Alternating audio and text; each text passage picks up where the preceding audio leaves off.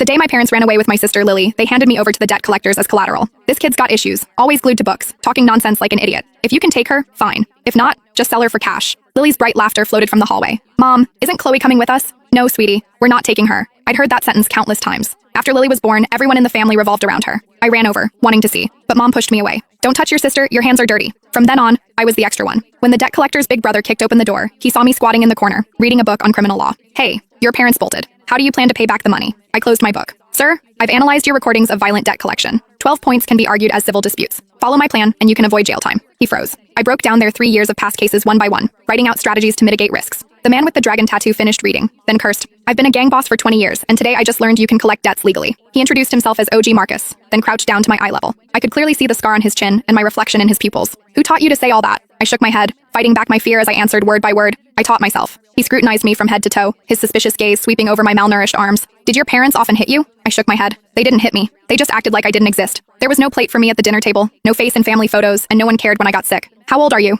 12. Marcus looked at me, his eyes full of suspicion. The hallway light flickered. He stood up and waved his hand. Frank, bring all our IOUs. Let our big shot lawyer take a look. I don't know how long passed. My legs were numb from squatting. Frank finally carried over a cardboard box. It was heavy, landing on the floor with a thud. Inside were IOUs, contracts, and transfer records, all haphazardly crammed together. Marcus patted the box, nodding at me. Big shot, show us what you've got. Marcus and his crew were playing cards in the living room. 3 men, hunched around a folding table, smoking cigarette after cigarette, the whole room thick with smoke. I sat in the corner, poring over the contents of the box under the dim light. Mid-game, the youngest man, Leo, glanced at me. Marcus, come on, what could a 12-year-old kid possibly figure out? Frank also looked over. She's been sitting there for 2 hours, hasn't moved a muscle. I didn't dare move. I'd seen abandoned kids before. There was a boy, 2 years older than me, who slept beside a trash can after his parents ran off. His eyes were empty, like 2 dark holes. Marcus didn't speak, playing a card. As soon as he spoke, I put down the last file. I'm done. Everyone looked over. I walked to the folding table, and they automatically made space. The table was covered in ash and beer cans. I swept them aside, clearing a spot. I pointed to the first case. The year before last, in March, you said, if you don't pay up, we'll make sure you regret it. That was deemed a threat. But if you'd said,